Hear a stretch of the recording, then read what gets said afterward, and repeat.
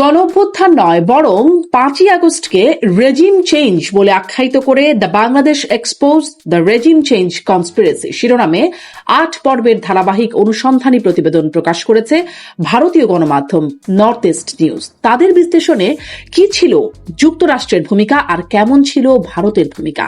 2024-এর জুলাই আগস্টের ঘটনায় ভারত কি আসলে আওয়ামী লীগের মিত্র নাকি শত্রুর ভূমিকায় ছিল? 2024-এর নির্বাচনের আগে ভারতে অনুষ্ঠিত যুক্তরাষ্ট্র ও ভারতের কূটনীতিকদের মধ্যে 2+2 বৈঠকে আসলে কি হয়েছিল, কিভাবে এবং কেন এই অপারেশনে যুক্ত হলো বাংলাদেশ সেনাবাহিনী, কেমন ছিল তাদের ভূমিকা, কবে থেকে শুরু হয়েছিল এই রেজিম চেঞ্জের পরিকল্পনা, এর পেছনে যুক্তরাষ্ট্রের উদ্দেশ্য বা স্বার্থ কি ছিল আর কি ছিল ভারতের। সাবেক প্রধানমন্ত্রী শেখ হাসিনাকে ভারতে আশ্রয় দেওয়ার উদ্দেশ্য কি সেফ এক্সিট নিশ্চিত করা, নাকি তাকে একরকম বন্দী করে রাখা? এমন সব প্রশ্নের চাঞ্চল্যকর তথ্য বিশ্লেষণ নিয়ে স্বপ্নধারা নিবেদিত পালস অফ পলিটিক্সে আজকের অতিথি ভারতীয় সিনিয়র সাংবাদিক চন্দন নন্দী। আপনার কাছ থেকে কয়েকটা বিষয় আপনার সাথে কথা বলতে চাই। শুরু করতে চাই নর্থ ইস্ট নিউজ সম্প্রতি, যেখানে আপনি কাজ করেন। আপনি খুবই গুরুত্বপূর্ণ, আপনার কাছ থেকে অনেক তথ্য পাওয়া যায় সেই আপনার প্রতিবেদনগুলো থেকে।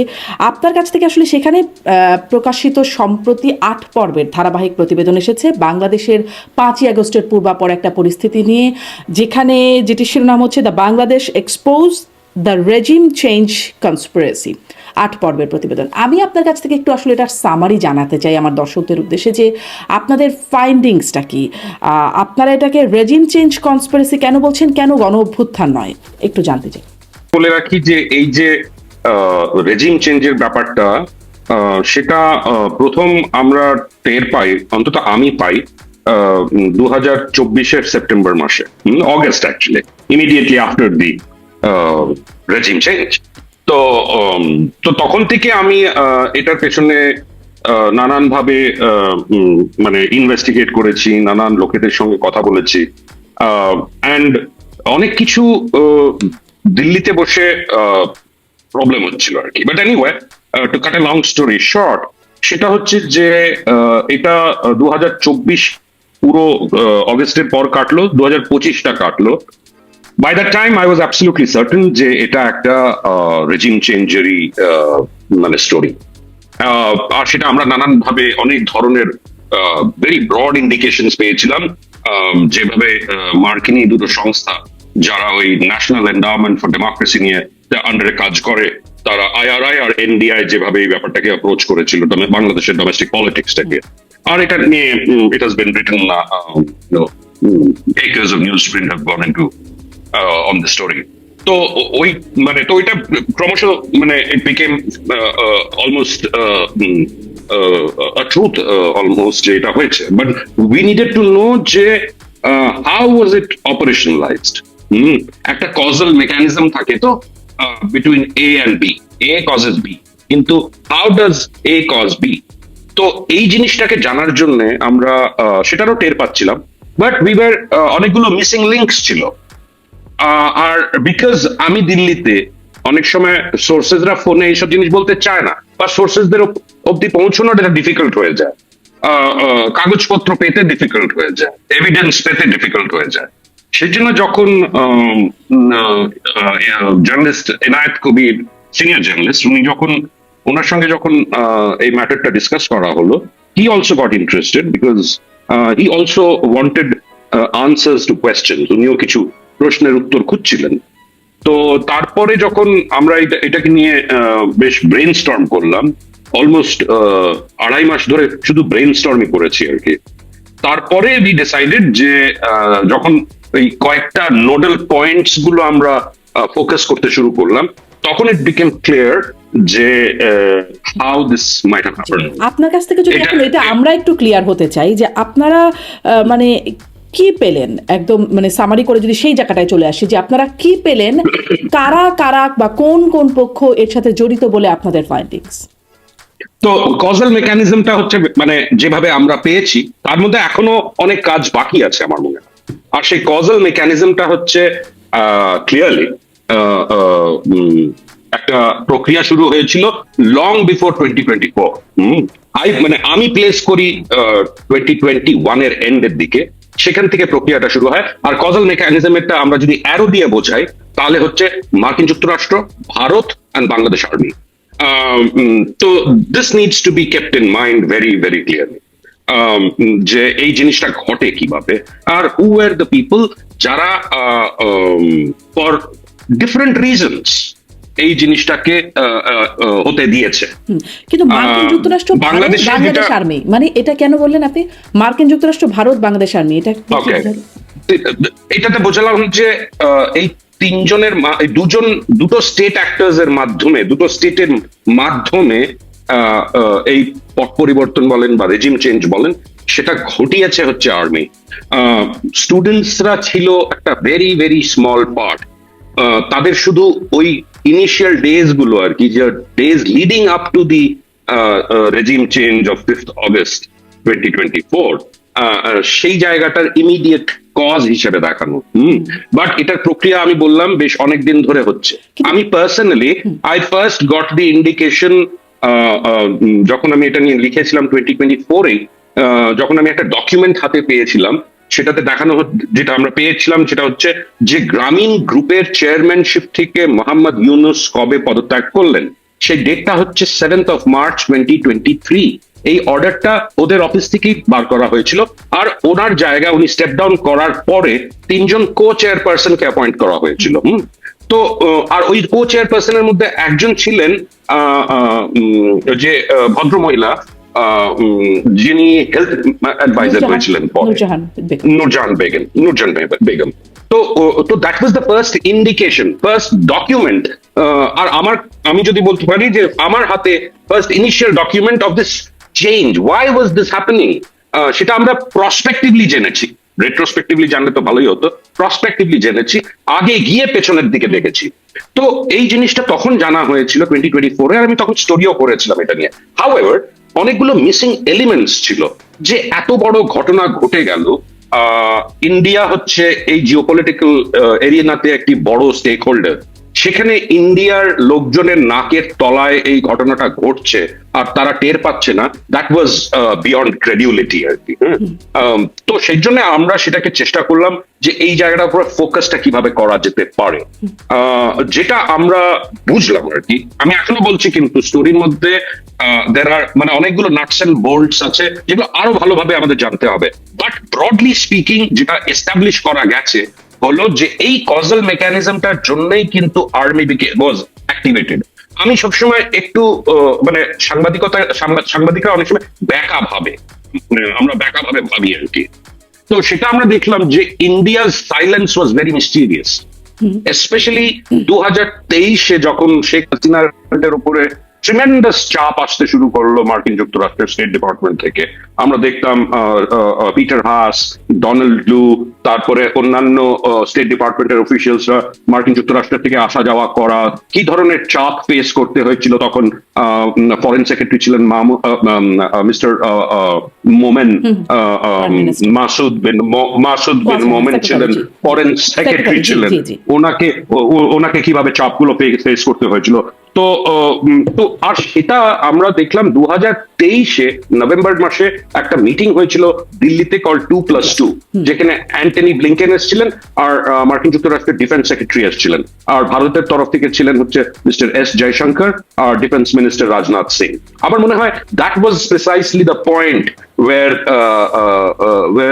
the Indian involvement began আর কি। Although we do not have মানে যেটাকে আমরা বলি না যে ইনকন্ট্রোভার্টিবল প্রুফ অফ ইনভলভমেন্ট, সেটা খুবই চাঞ্চল্যকর তথ্য আপনি বলছেন যে ইন্ডিয়ার ইনভলভমেন্ট আছে। কারণ আমরা এতদিন থেকে শুনেছি মার্কিন ইনভলভমেন্টের কথা শুনেছি, এমনকি সাবেক প্রধানমন্ত্রী শেখ হাসিনা আগে পরে, মানে পতনের আগে পরে বিভিন্ন সময় মার্কিন ইনভলভমেন্টের কথা বলেছেন, কিন্তু ইন্ডিয়ার ইনভলভমেন্টের কথা আমরা এখন শুনছি। কিন্তু কেন ইন্ডিয়া এরকম একটা রেজিম চেঞ্জ এর বিষয়ে গেল, যদি মানে যুক্তরাষ্ট্র এবং ইন্ডিয়া দুপক্ষই থাকে? 24-এর ইলেকশনটাই তো না হতে দিতে পারতো, মানে সেখানেই তো আমরা দেখেছি ইন্ডিয়া একরকমের সমর্থন দিয়ে বরং শেখ হাসিনাকে ক্ষমতায় আনার যে প্রক্রিয়াটা হয়েছে সেখানে ইন্ডিয়া সমর্থন দিয়েছে। হ্যাঁ, বাট ওখানে কিন্তু সবার মানে মার্কিন যুক্তরাষ্ট্র চাইছিল যে একটা ফ্রি অ্যান্ড ফেয়ার ইলেকশন হোক। হ্যাঁ। আমাদের সবার দর্শকদের সবার মনে আছে, থাকা উচিত যে ওটাকেই একটা বিরাট প্রেসার পয়েন্ট হিসেবে তৈরি করা হয়েছিল। তারপরে বিএনপি সেই ইলেকশনে পার্টিসিপেট করলো না, যোগ দিল না, and we know the murky election আর তার একটা কোয়েশ্চেনেবল আউটকাম। তো আর তার সঙ্গে আমার মনে হয় ওই সময়টা, না মনে হয় কেন, that is precisely the reason why both the Americans and the Indians went on to one side. আর সেটা হলো দ্য চাইনা ফ্যাক্টর। আর ওই সময় আপনাদের মনে আছে নিশ্চয়ই শেখ হাসিনার একটা চায়নার ভিজিট হয়েছিল, যে দ্যাট এন্ডেড ইন এ ফিয়াস্কো। ওনাকে একদিন আগে বেজিং থেকে ফেরত চলে আসতে হয়েছিল, বিকজ দ্য চাইনিজ যেই প্রেশারটা ওনার উপরে এসেছিল চায়নাতে, she could not withstand that pressure, and the Chinese found her to be unreliable at that point in time. তো যেটাকে আমরা বলি না যে মানে ধবিকা কুত্তা না ঘাটা না ঘাটকা, সেই যে অবস্থাটা হয়ে গিয়েছিল। তো she found herself completely boxed in ওখানে। আর তারপরেই কিন্তু ভারতবর্ষে সফর হলো ওনার, আর তখনও উনি জানতেন না এটা হতে যাচ্ছে। আর দিস ওয়াজ জুন 2024। আর ঠিক তার এক মাস পরেই কিন্তু the entire process at the domestic level began. আর সেই ডোমেস্টিক লেভেলে আমরা দেখলাম একটা স্টুডেন্টস মুভমেন্ট হলো, বেসড অন দ্য কোটা রিজার্ভেশনের উপরে আর কি। ওটা হলো মানে দ্যাট ওয়াজ জাস্ট এ ফাসাড আর কি। সেই ফাসাডটা না হলে আমার মনে হয় এই স্টুডেন্টস মুভমেন্টটা করানো যেত না। আর তার পেছনেই কিন্তু নানান ধরনের লেয়ার্ড লেভেল অফ কনস্পিরেসি ছিল উইদিন বাংলাদেশ। মানে সুশীল সমাজ ছিল, এনজিও ছিল, স্টুডেন্টসরা তো ছিলই, তারপরে একাডেমিক্সরা ইনভলভ ছিল। সো উই নো দ্যাট এদের যে ইনভলভমেন্টটা, সেটাই আমরা কিন্তু সামনাসামনি দেখলাম।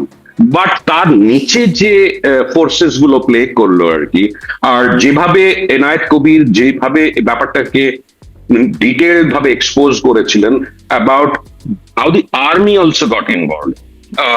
মানে ওনার বক্তব্য হচ্ছে সুনির্দিষ্টভাবে আর্মির ইনভলভমেন্ট আপনার কাছে জানতে চাই, কিন্তু আমার ওই প্রশ্নটা আরেকটু আমি বুঝতে আরেকটু চাই যে মানে ভারত এবং যুক্তরাষ্ট্র দুই পক্ষই যদি চাইতো 24-এর নির্বাচনটাকেই তো মানে তারা যদি সমর্থন না দিত, বাংলাদেশে তো নির্বাচনের যেখানে কোনো দলই মোটামুটি অংশগ্রহণ করছে না, বলা হচ্ছিল আমি দামি নির্বাচন, আওয়ামী লীগ এবং আওয়ামী লীগ আর জাতীয় পার্টির একটা দেখানো নির্বাচন হচ্ছিল, তখন তো ভারত এবং যুক্তরাষ্ট্র যদি বিশেষত যদি ভারত সমর্থন না দিত, তাহলে যুক্তরাষ্ট্র সমর্থন দিচ্ছিলই না, তাহলে তো নির্বাচনটাকে একরকমের ঠেকানো যেত বা অংশগ্রহণমূলক করবার একটা প্রক্রিয়া শুরু করা যেত।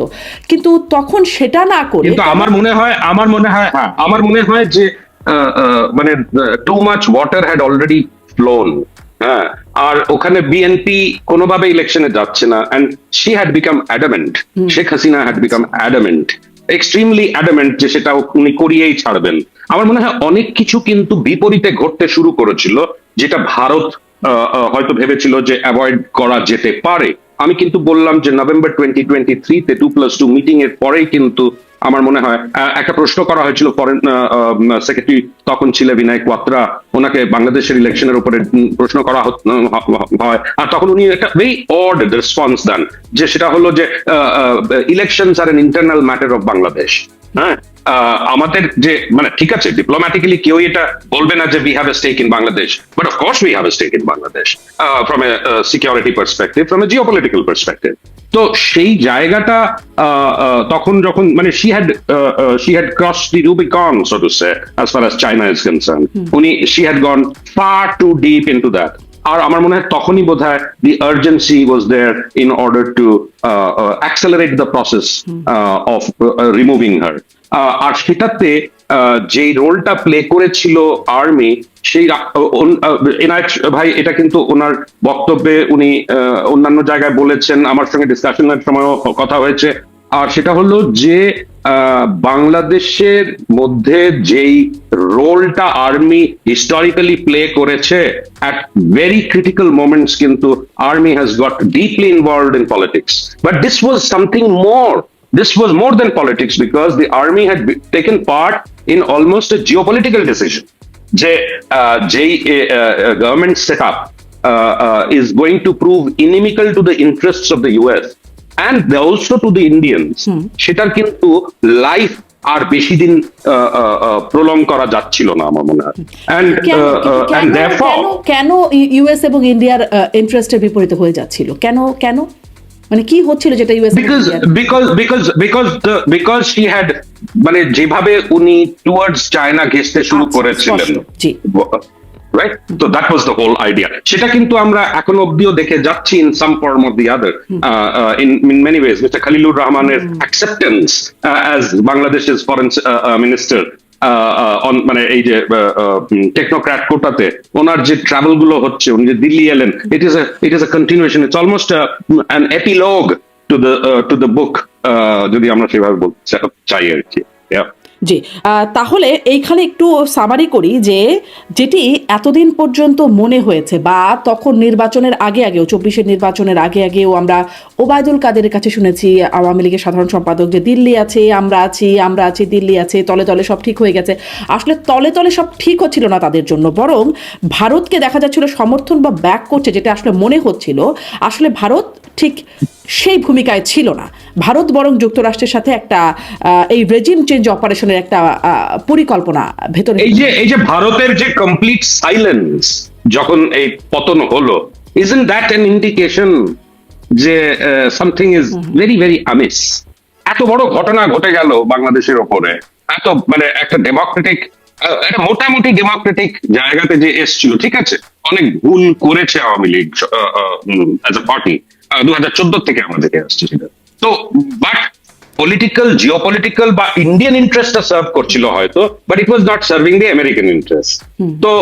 তো সেখানে ইন্ডিয়াকে যদি সঙ্গে না নিত, তাহলে কিন্তু এই জিনিসটা হওয়া মুশকিল ছিল। We maintained what was called a strategic silence. তো ফাইন্ডিংসটা মোটামুটি স্পষ্ট। এবারে যদি আসি একটু সেনাবাহিনী, আপনি বলছেন তারা কিভাবে ইনভলভ হলো, এবং আমি ওই মানে প্রতিবেদনটা মনে হয় এভাবে বুঝতে পারছিলাম এনায়েত কবিরের প্রতিবেদনটা থেকে, যে আসলে তিন বাহিনীরই একটা বা এক ধরনের সংশ্লিষ্টতার জায়গা আছে। কিভাবে হলো আসলে সেনাবাহিনী বা তিন বাহিনীর সংশ্লিষ্টতা কি করলো, তারা কখন থেকে সংশ্লিষ্ট হলো? আমার মনে হয় যে এই ডিসিশনটা কিন্তু এই যে টু সুইচ সাইডস আর কি, so to say, to abandon the government in power and play an active role এই গভর্নমেন্টটাকে থেকে সাপোর্ট সরিয়ে নেওয়াতে, সেটা কিন্তু ওই লাস্ট 5 days অফ অগস্টে ঘটেছে আর কি। তো যেভাবে এনায়েত ভাই এই জিনিসটার বর্ণনা দিয়েছেন আর কি, যে কারা কারা ইনভলভ ছিল, কোন অফিসার্স ইনভলভ ছিল এই প্রেশারটাকে ইনক্রিজ করানোর জন্য, আর exactly what happened on the 4th of August, last মোমেন্টে গিয়ে 4th of August late in the night উনি ডিসক্রাইব করে বলেছেন যে টেলিকনের মাধ্যমে কিন্তু অনেকগুলো টপ জেনারেলসরা এই ডিসিশনটা নিয়ে ফেলেছিল। আর 5th of August কিন্তু এন্টায়ার ডে ওয়াকারুজ্জামান কিন্তু গণভবনে যাননি। গণভবনে শুধু 2 জন অফিসার ছিল সিনিয়র, একজন ছিলেন এসএসএফ এর যে chief mister major general Nazmul Hasan, আর ছিলেন শেখ হাসিনার military secretary major general Kabir Ahmed. তাছাড়া আরেকজন ব্রিগেডিয়ার ছিলেন। হাউএভার ওই দিন 5 তারিখে কিন্তু একটা কিছু ইম্পর্টেন্ট আওয়ামী লীগ নেতারা এসেছিলেন ওখানে, তাদের নিয়ে কিন্তু হয়তো একটা বৈঠকও হয়েছিল ওখানে। But I think by that time the army had completely removed itself from to provide any kind of bulwark against what was coming আর কি। তো সেটা উনি যেটা বর্ণনা দিয়েছেন, দ্যাটস ফ্যাসিনেটিং, যে ওনাকে কিভাবে হেলিকপ্টারে তোলা হলো, মানে কারা কারা ছিলেন ওই মুহূর্তে যখন ওনাকে হেলিকপ্টারে নিয়ে যাওয়া হলো, বা ওই পয়েন্টে নিয়ে যাওয়া হলো যেখান থেকে হেলিকপ্টারটা এয়ারবেস অব্দি গেল, যেখান থেকে উনি C-130 করে ভারতে এলেন। তো আমার মনে হয় যে আর্মি যেটা অ্যাচিভ করতে পেরেছে আর কি, সেটা হলো যে এটা রিলেটিভলি ব্লাডলেস অগস্ট 5th হয়েছিল আর কি, নইলে কিন্তু অনেক ধরনের অঘটন সেখানে ঘটতে পারতোই। আর আরেকটা জিনিস যেটা আমি বুঝি, অনেকেই বোঝেন, হয়তো বাংলাদেশে অনেকেই বোঝেন, সেটা হলো যে এটার একটা ডিনায়াল ছিল as far as India is concerned, as far as the US is concerned.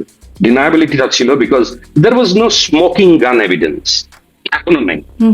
আর সেটাই হলো ডিনায়াবিলিটি, একটা অপারেশনের মেইন ফান্ডামেন্টাল হচ্ছে ডিনায়াবিলিটি। তো সেই ডিনায়াবিলিটিটা তো আমরা রিড করতে পারছি, আমরা হয়তো দেখতে পারছি না, but we are being able to read those science, we are able to C the smoke coming out of the gun, কিন্তু আমরা দেখিনি যে বুলেটটা ফায়ার করা হলো, রাইট?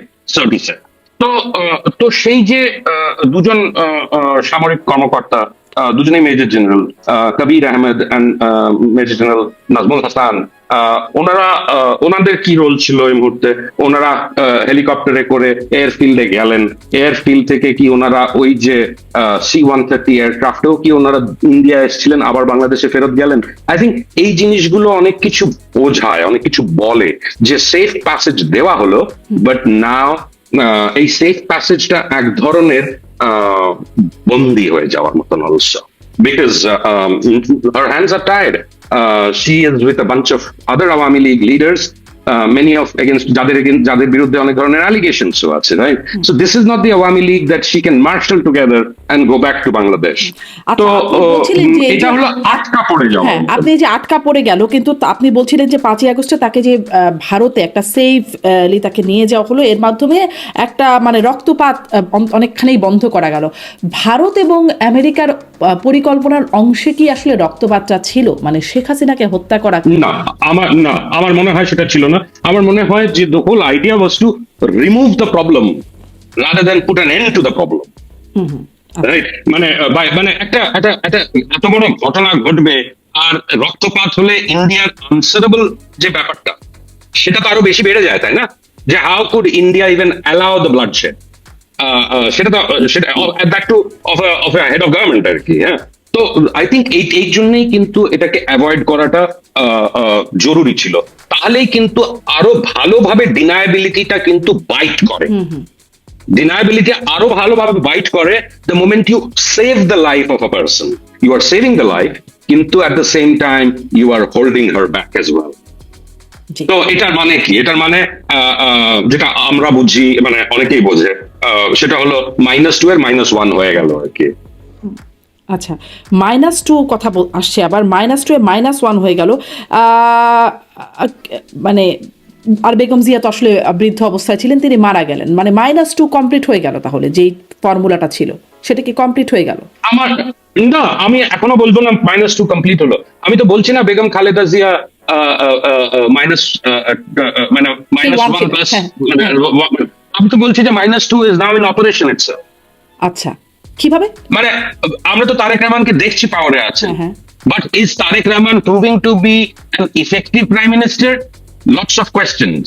কেন কিনা গ্রাউন্ড লেভেল থেকে যে ধরনের ইনফরমেশন আসছে, দ্য লস অফ কন্ট্রোল বা loss of some sense of, মানে আমি বলবো লস বলবো না, but to actually have a grip over government, সেটা তো আমরা দেখছি না। আর সেটা কম্পাউন্ডেড হয়ে যাচ্ছে বিকজ এই জ্বালানির স্কেয়ারসিটির জন্য, রাইট? তো that is going to cause অন্য ধরনের, যেগুলোকে আমরা বলি ripple effect within the economy.